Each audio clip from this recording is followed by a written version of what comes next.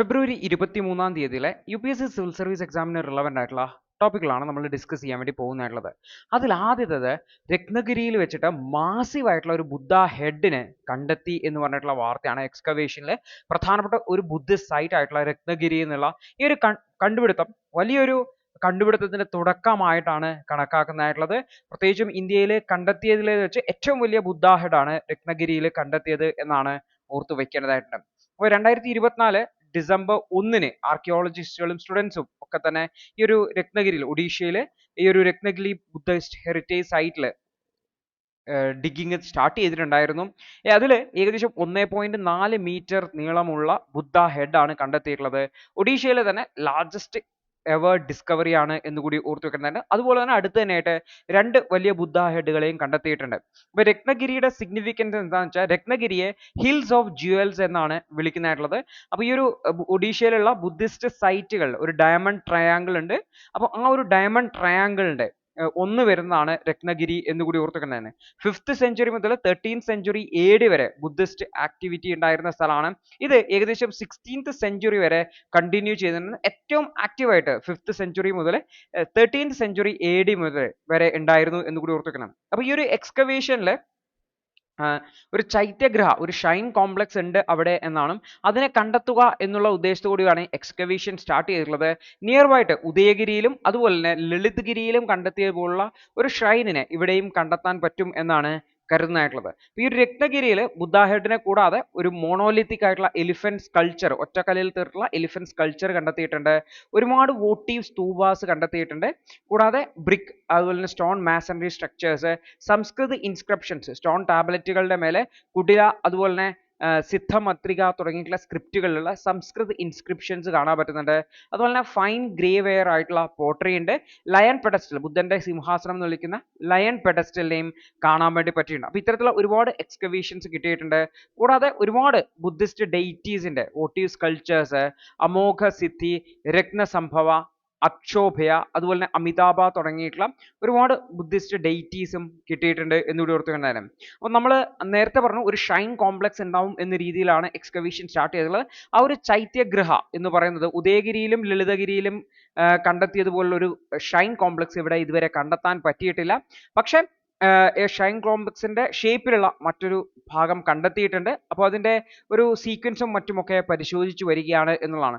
ഈ ഒരു ബുദ്ധ സ്കൾച്ചേഴ്സ് എല്ലാം തന്നെ അതിന്റെ ഇൻട്രിക്കേറ്റ് ആയിട്ടുള്ള ഡീറ്റെയിൽസ് ആ ഒരു സ്കൾച്ചർ ഡീറ്റെയിൽസ് ആണ് ഇമ്പോർട്ടൻ്റ്. വളരെ റിഫൈൻഡ് ആയിട്ടുള്ള ക്രാഫ്റ്റ്മാൻഷിപ്പ് ആണ് ഹൈലൈറ്റ് ചെയ്യുന്നതായിട്ടുള്ളത്.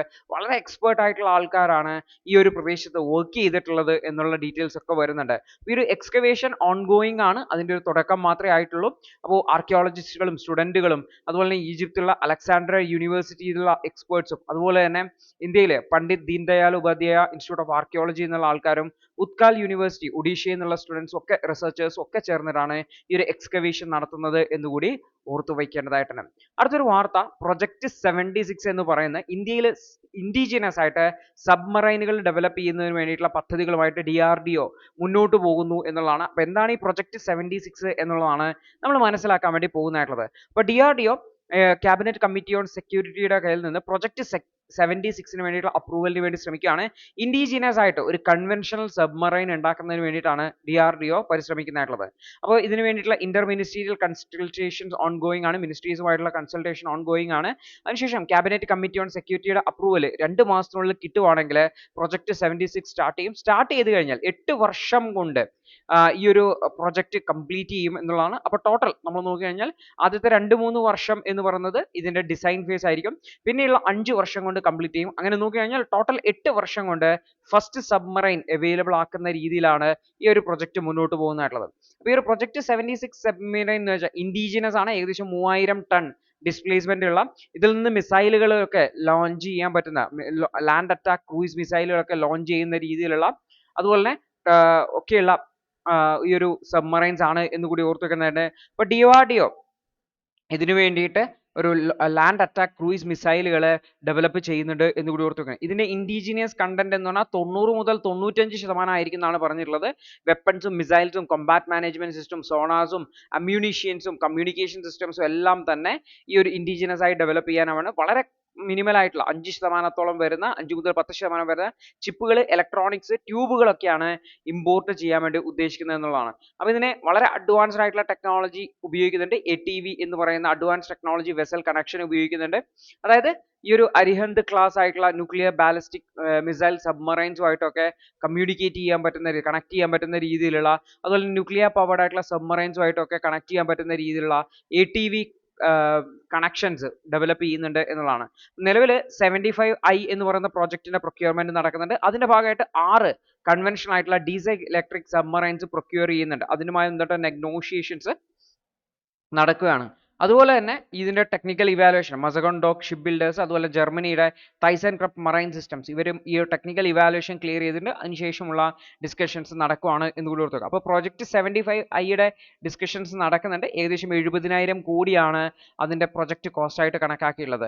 ഈ ഒരു 2 വർഷത്തിനുള്ളിൽ ഫൈനൽ കോൺട്രാക്ട് വരും. ഫസ്റ്റ് സബ്മറൈൻ 7 വർഷത്തിനുള്ളിൽ വരും എന്നാണ് കരുതുന്നത്. അപ്പോൾ പ്രൊജക്ട് 75I അതുപോലെ തന്നെ പ്രൊജക്ട് 76 DRDOയുടെ ഇൻഡിജീനിയസ് ആയിട്ടുള്ള ഡെവലപ്മെന്റിന് വേണ്ടിയുള്ള പ്രോഗ്രാമും ഓൾമോസ്റ്റ് പാരലൽ ആയി പോകും എന്ന് നമുക്ക് കരുതാൻ വേണ്ടി പറ്റും. ഇതെല്ലാം തന്നെ ഇൻഡിജിനസ് ആയിട്ടുള്ള ഡെവലപ്പ് ചെയ്യാനുള്ള പ്രോഗ്രാമുകളാണ്. ഡിസൈൻ ഫേസിലായിക്കോട്ടെ, അതിന്റെ മറ്റ് പ്രൊഡക്ഷൻ ഫേസിലായിക്കോട്ടെ, ഇൻഡിജിനസ് കണ്ടന്റുകൾ യൂസ് ചെയ്യുക എന്നുള്ളതാണ്. അപ്പോൾ നിലവിൽ ഇന്ത്യൻ നേവിയുടെ കയ്യിൽ 17ഓളം കൺവെൻഷണൽ സബ്മറൈനുകൾ ഉണ്ട്. അതിൽ പലതും നല്ല പ്രായമായവയുണ്ട് എന്ന് കൂടി ഓർത്തു വെക്കുക. അപ്പോൾ ഈ ഒരു 3 സ്കോർപിയൻ ക്ലാസ് സബ്മറൈന് വേണ്ടിയിട്ടുള്ള കോൺട്രാക്ട്സ് ഉണ്ട്. അത് എക്സ്പയർ ആവുന്നുണ്ട്. അപ്പോൾ അത് 2030 കൂടിയിട്ട് ഡെലിവർ ആവും എന്നൊക്കെയാണ് കരുതുന്നത് എന്ന് കൂടി ഓർത്തു വെക്കേണ്ടതായിട്ട്. അടുത്തൊരു വാർത്ത എന്ന് വെച്ചാൽ ഡാർക്ക് പിഗ്മെന്റഡ് ആയിട്ടുള്ള മൈക്രോ ആൽഗെ അത് ഗ്രീൻലാൻഡിലെ ഐസിനെ നന്നായിട്ട് മെൽറ്റ് ചെയ്യുന്നു എന്ന് പറഞ്ഞിട്ടുള്ള ഒരു വാർത്തയാണ്. അപ്പോൾ ഈ ഒരു ആൽഗെ എങ്ങനെയാണ് ഈ ഒരു ഗ്രീൻ ഹൗസ് എമിഷന് കാരണമാകുന്നത്, അതെങ്ങനെയാണ് ഈ ഒരു ഐസ് മെൽറ്റിന് കാരണമാകുന്നത് എന്നാണ് നമ്മൾ നോക്കാൻ വേണ്ടി പോകുന്നതായിട്ടുള്ളത്. ഒരു പുതിയ സ്റ്റഡി നേച്ചർ കമ്മ്യൂണിക്കേഷൻസിൽ പബ്ലിഷ് ചെയ്തതാണ്. ഡാർക്ക് പിഗ്മെന്റഡ് ആയിട്ടുള്ള ഒരു മൈക്രോ ആൽഗെ അത് ഗ്രീൻലാൻഡിലെ ഐസിനെ വളരെ വേഗത്തിൽ എന്ത് ചെയ്യുന്നുണ്ട്, ഇല്ലാതാക്കുന്നുണ്ട്. കാരണം അവിടെ സഫീഷ്യന്റ് ആയിട്ടുള്ള ന്യൂട്രിയൻസ് ഒന്നും ഇല്ല എങ്കിൽ പോലും ഈ ഒരു മൈക്രോ ആൽഗെ ഐസിന്റെ മേലെ പടരുന്നുണ്ട്. അത് വളരെ വേഗത്തിൽ കോളനൈസ് ചെയ്തുകൊണ്ട് ഐസിനെ എക്സ്പോസ് ചെയ്യുകയും അത് വളരെ വേഗത്തിൽ മെൽറ്റ് ചെയ്യാൻ കാരണമാകുന്നു എന്നുള്ളതാണ്.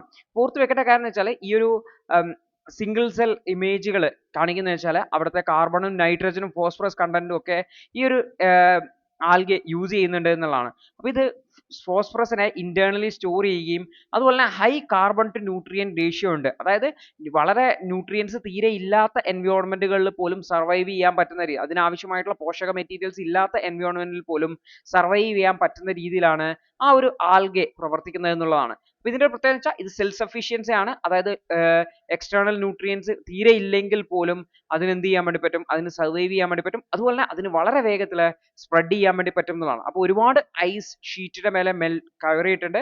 അപ്പോൾ അതിനെ എക്സ്പോസ് ചെയ്യുന്നത് വഴി ഐസ് വളരെ വേഗത്തിൽ മെൽറ്റ് ചെയ്യുക എന്നുള്ളതാണ്. അപ്പോൾ ഈ ഒരു ഡാർക്ക് പിഗ്മെന്റേഷൻ എന്ന് പറഞ്ഞാൽ ഡാർക്ക് കളറാണ്. അപ്പോൾ ഇതെന്ത് ചെയ്യും, കൂടുതൽ ഐസിനെ ആഗിരണം ചെയ്യും. അതായത് നമ്മുടെ ഐസ് ലൈറ്റിനെ റിഫ്ലക്ട് ചെയ്യുന്നുണ്ട്. അതിനെ നമ്മൾ ഭൂമിയുടെ ആൽബിഡോ എന്നാണ് വിളിക്കുക.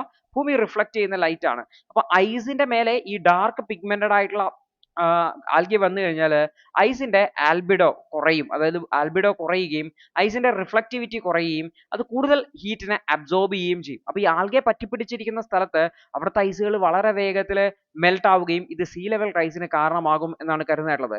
നേരത്തെ സ്റ്റഡീസിലൊക്കെ കൺസിഡർ ചെയ്യുന്നതെന്ന് വെച്ചാൽ ആൽഗൽ ബ്ലൂംസ് ഐസ് ഷീറ്റിനെ പ്രത്യേകിച്ചും മെൽറ്റിംഗ് റേറ്റ് 10 മുതൽ 13% വരെ വർദ്ധിപ്പിക്കും എന്ന രീതിയിലാണ് കണ്ടെത്തിയിട്ടുള്ളത്. പുതിയ റിസർച്ച് അപ്പോൾ ഈ ഒരു ആൽഗേസ് അതിനേക്കാൾ വേഗതയിലേക്ക് ഈ ഒരു മെൽറ്റിംഗ് നടത്തുന്നു എന്നുള്ളതാണ്. അപ്പോൾ ഭൂമിയിലുള്ള വിവിധ ബയോളജിക്കൽ പ്രോസസ്സുകൾ ക്ലൈമറ്റ് മോഡലുകളെ എങ്ങനെയാണ് സ്വാധീനിക്കുന്നത് എന്നാണ് നമ്മൾ മനസ്സിലാക്കേണ്ടതായിട്ടുള്ളത്. പ്രത്യേകിച്ചും നമുക്ക് ക്ലൈമറ്റിനെ സംബന്ധിച്ച് കൃത്യമായിട്ടുള്ള പ്രഡിക്ഷൻസ് വേണമെന്നുണ്ടെങ്കിൽ ഇത്തരത്തിലുള്ള ഇൻട്രിക്കേറ്റ് ആയിട്ടുള്ള ഡീറ്റെയിൽസ് കൂടി നമ്മുടെ ക്ലൈമറ്റ് മോഡലുകളിലേക്ക് വരേണ്ടതായിട്ടുണ്ട് എന്ന് ഓർത്തുക്കേണ്ടത്. ഈ ഒരു ആൽഗേനെ നമുക്ക് ഗ്രീൻലാൻഡിൽ കൂടുതലായിട്ട് കാണാൻ പറ്റും. അപ്പോൾ ഗ്രീൻലാൻഡിലെ ഐസ് ഷീറ്റുകളാണ് ഓർത്തു വെക്കുക നമ്മുടെ ഭൂമിയിൽ സീ വാട്ടറിലേക്ക് ഈ ഒരു ഫ്രഷ് വാട്ടറിനെ സപ്ലൈ ചെയ്യുന്ന ഏറ്റവും സിംഗിൾ ലാർജസ്റ്റ് കോൺട്രിബ്യൂട്ടർ എന്ന് പറയുന്നത് ഈ ഗ്രീൻലാൻഡിലെ ഐസ് ഷീറ്റുകളാണ്. അവിടെയാണ് ഈ ഒരു ആൽഗേസ് ഉള്ളത് എന്ന് കൂടി ഓർത്തു വെക്കേണ്ടതായിട്ട്. അപ്പോൾ ഐസിന്റെ മെൽറ്റിംഗ് സ്പീഡപ്പ് ചെയ്യുകയാണ് ആൽഗയുടെ പ്രസൻസ് കാരണം എന്ന് കൂടി ഓർത്തു വെക്കേണ്ടതാണ്. അടുത്തൊരു വാർത്ത, ആർട്ടിഫിഷ്യൽ ഇന്റലിജൻസ് ഉപയോഗിച്ചുകൊണ്ട് TBയെ സ്ക്രീൻ ചെയ്യുന്നതിന് വേണ്ടിയിട്ടുള്ള ടെക്നോളജീസ് ഡെവലപ്പ് ചെയ്തിട്ടുണ്ട്. പക്ഷേ അൺടെസ്റ്റഡ് ആയിട്ടുള്ള ആർട്ടിഫിഷ്യൽ ഇന്റലിജൻസ് ടൂളുകളെ ഉപയോഗിക്കുന്നതിന് വേണ്ടിയിട്ടാണ് സ്റ്റേറ്റ് ഗവൺമെന്റുകളോട് ആവശ്യപ്പെടുന്നത് എന്നുള്ളതാണ്. അപ്പോൾ നമ്മളിവിടെ ഓർത്ത് വെക്കണം ഏതൊക്കെയാണ് ആ ഒരു ടൂളുകൾ എന്നുള്ളതാണ്. ആ പേരുകളാണ് നമുക്ക് ഭയങ്കര ഇമ്പോർട്ടൻ്റ് ആയിട്ടുള്ളതെന്ന് ഓർത്ത് വെക്കണം തന്നെ. അപ്പോൾ ഇന്ത്യ 2025 TBയെ എലിമിനേറ്റ് ചെയ്യണം എന്നൊക്കെ കരുതുന്നുണ്ട്. പക്ഷേ കാര്യമായിട്ടുള്ള പ്രോഗ്രസ് നടക്കുന്നില്ല.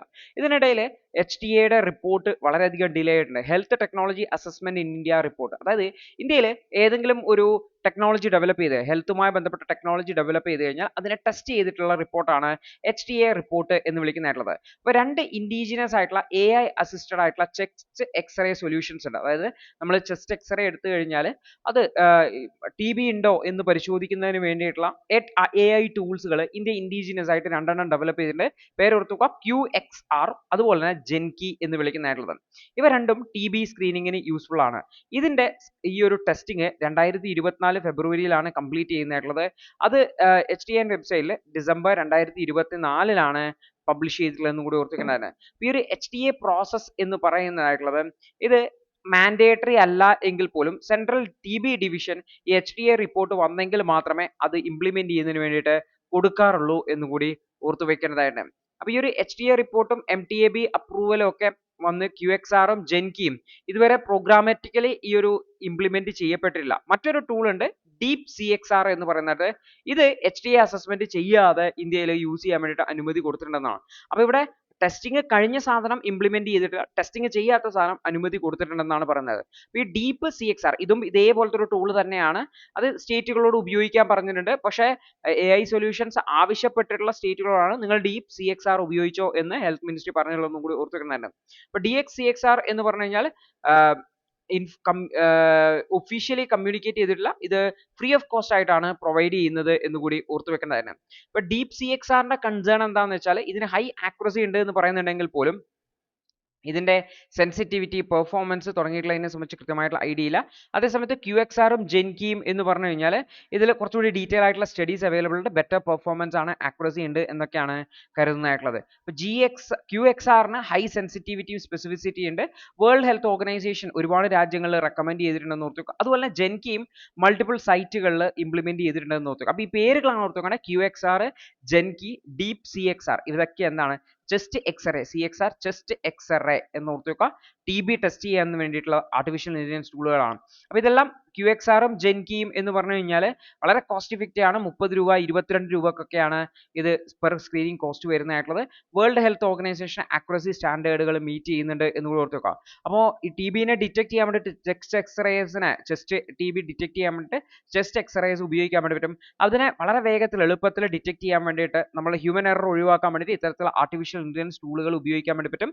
അപ്പോൾ ഇത് നാഷണൽ പ്രിവലൻസ് സർവേസിലൊക്കെ ഉപയോഗിക്കാൻ വേണ്ടി പറ്റും എന്നുള്ളതാണ്. അപ്പോൾ ഈ ഒരു AI ടൂളുകൾ ഈ ഒരു എക്സ്റേസിനെ വളരെ വേഗത്തിൽ ഇന്റർപ്രറ്റ് ചെയ്യും. വളരെ ആക്യുറേറ്റ് ആയിട്ട് കോസ്റ്റ് ഇഫക്റ്റീവ് ആയിട്ട് നമുക്ക് എന്ത് ചെയ്യാൻ വേണ്ടി പറ്റും സൊല്യൂഷൻസ് അല്ലെങ്കിൽ റിസൾട്ട് പ്രൊവൈഡ് ചെയ്യും എന്നുള്ളതാണ്. അപ്പോൾ ഇവിടെ ഓർത്ത് വെക്കേണ്ട കാര്യം വെച്ചാൽ ഇത്തരത്തിലുള്ള ആർട്ടിഫിഷ്യൽ ഇന്റലിജൻസ് ബേസ്ഡ് ആയിട്ടുള്ള ടൂളുകളെ കൂടുതൽ ഇംപ്ലിമെന്റ് ചെയ്യുന്നതിന് വേണ്ടിയിട്ടുള്ള ഇന്ത്യയുടെ TB എലിമിനേഷൻ ഗോൾ മീറ്റ് ചെയ്യാൻ വേണ്ടിയിട്ട് വേഗത്തിൽ ഇംപ്ലിമെന്റ് ചെയ്യാനുള്ള ശ്രമങ്ങൾ ഉണ്ടാവേണ്ടതായിട്ടുണ്ട് എന്നുള്ളതാണ്.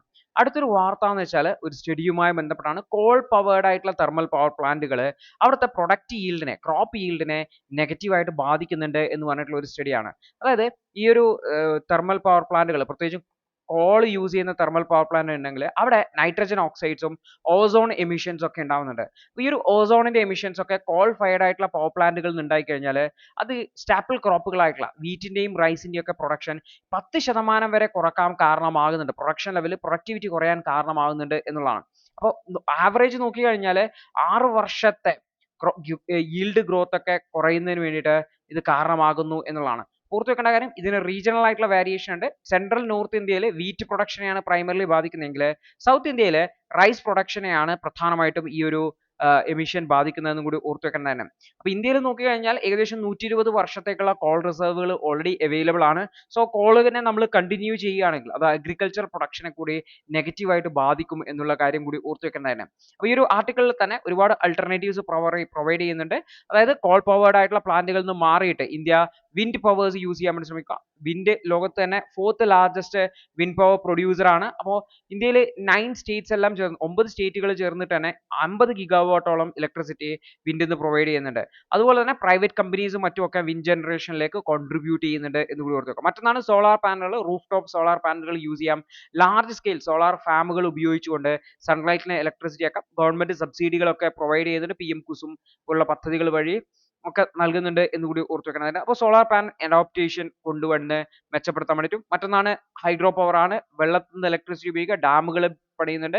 അതുവഴിയും ഇലക്ട്രിസിറ്റി പ്രൊഡക്ഷനെ മെച്ചപ്പെടുത്താൻ വേണ്ടി പറ്റും എന്ന് ഓർത്ത് വെക്കുക. ഇന്ത്യയിലെ 5 ഡാംസ് ചേർന്നിട്ട് 50 gigawatt hydro electric power generate ചെയ്യുന്നുണ്ട് എന്ന് കൂടി ഓർത്ത് വെക്കുന്നതാണ്. മറ്റൊന്നാണ് ഓസ്മോട്ടിക് സൊല്യൂഷൻസ് പവർ യൂസ് ചെയ്യാൻ വേണ്ടി പറ്റും. റിവർ വാട്ടറും സീ വാട്ടറും ഒക്കെ ഉപയോഗിച്ചുകൊണ്ട് അതിലെ സലനിറ്റിയുള്ള ഡിഫറൻസ് ഒക്കെ ഉപയോഗിച്ചുകൊണ്ട് ഓസ്മോസിസ് എന്ന് പറയുന്ന പ്രോസസ് ഒക്കെ ഉപയോഗിച്ചുകൊണ്ട് ഇലക്ട്രിസിറ്റി ജനറേറ്റ് ചെയ്യുന്ന കാര്യം. അപ്പോൾ ഇന്ത്യക്ക് വളരെയധികം കോസ്റ്റ് ലൈൻ ഉണ്ട്, കടൽ തീരമുണ്ട്. അതിനെയും ക്യാപിറ്റലൈസ് ചെയ്യുന്ന രീതിയിലേക്ക് ഉപയോഗിക്കാൻ പറ്റും. പുതിയ ടെക്നോളജി ഡെവലപ്പ് ചെയ്തെടുക്കാം. മറ്റൊന്നാണ് ന്യൂക്ലിയർ പവർ പ്ലാന്റുകളും ന്യൂക്ലിയർ ഫിഷൻ ഉപയോഗിച്ചുകൊണ്ട് ഇലക്ട്രിസിറ്റി ജനറേറ്റ് ചെയ്യാം. ഇന്ത്യയിൽ വളരെ കുറച്ച് മാത്രമാണ് ന്യൂക്ലിയർ പവർ പ്ലാന്റുകൾ 3.5 ഗിഗാവാട്ട് മാത്രമാണ് 8 വലിയ ന്യൂക്ലിയർ പവർ പ്ലാന്റുകൾ ജനറേറ്റ് ചെയ്യുന്നത്. കുറച്ചുകൂടി മെച്ചപ്പെട്ട രീതിയിലേക്ക് പോകാൻ വേണ്ടി പറ്റും എന്നാണ് ഓദർ ഹൈലൈറ്റ് ചെയ്യുന്നത്. അടുത്തൊരു വാർത്ത 3 ലാംഗ്വേജ് പോളിസിയുമായി ബന്ധപ്പെട്ടാണ്. ആക്ച്വലി തമിഴ്നാടുവിൽ എഡ്യൂക്കേഷൻ ഫണ്ട് കൊടുക്കുന്നതുമായി ബന്ധപ്പെട്ട് ഈ ഒരു 3 ലാംഗ്വേജ് പോളിസിയുമായി ബന്ധപ്പെട്ടതാണ്. 3 ലാംഗ്വേജ് പോളിസി എന്ന് പറഞ്ഞാൽ ഇംഗ്ലീഷ്, ഹിന്ദി, അതുപോലെ തന്നെ അവരുടെ റീജിയണൽ ലാംഗ്വേജ് 3 ഭാഷകൾ പഠിപ്പിക്കണം. നിങ്ങളിപ്പോൾ കേരളത്തിൽ പഠിച്ച ഒരാളാണെങ്കിൽ 3 ഭാഷകൾ പഠിക്കണം. 3 ലാംഗ്വേജ് പോളിസിയാണ്.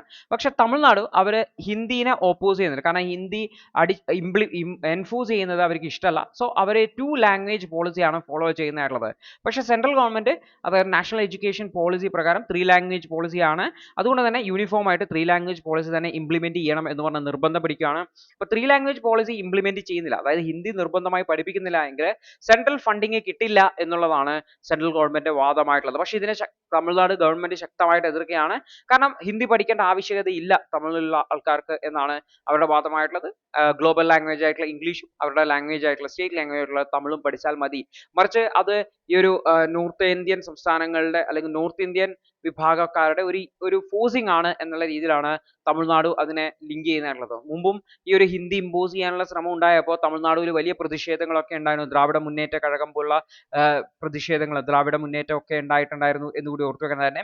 അപ്പോൾ അവിടെ ഈ ഒരു സെൻട്രൽ ഗവൺമെന്റും അതുപോലെ തന്നെ തമിഴ്നാട് ഗവൺമെന്റും ഈ ഒരു ലാംഗ്വേജ് പോളിസി റിലേറ്റഡ് ആയിട്ടുള്ള വലിയ ഒരു ടഗ് ഓഫ് വാറിലൂടെയാണ് കടന്നു പോകുന്നതെന്ന് കൂടി ഓർത്തു വെക്കുന്നത്. അപ്പോൾ നമ്മളിത് പല പ്രാവശ്യം ഡിസ്കസ് ചെയ്ത ഒരു ടോപ്പിക്കാണ്. അതുകൊണ്ട് തന്നെ വീണ്ടും ഡീറ്റെയിൽ ആയിട്ട് പോകുന്നില്ല, നിങ്ങൾക്ക് വായിച്ച് നോക്കാൻ വേണ്ടി പറ്റും. അപ്പോൾ ഇതാണ് മെയിൻ ആയിട്ടുള്ള കാര്യം. ഈ ഒരു 2 പ്രദേശങ്ങൾ തമ്മിലുള്ള 2 സ്റ്റേറ്റും അതുപോലെ തന്നെ സെൻട്രൽ ഗവൺമെന്റ് തമ്മിലുള്ള ചെറിയൊരു ഡിസ്പ്യൂട്ട് ആണെന്ന് ഓർത്ത് വെക്കുക. അപ്പോൾ ഇത്രയും ടോപ്പിക്കുകളാണ് ഇന്നേ ദിവസം ഉണ്ടായിരുന്നത്. കൃത്യമായിട്ട് ഓർത്തു വെക്കാൻ ശ്രമിക്കുക, റിവിഷൻ ചെയ്യുക. All the best.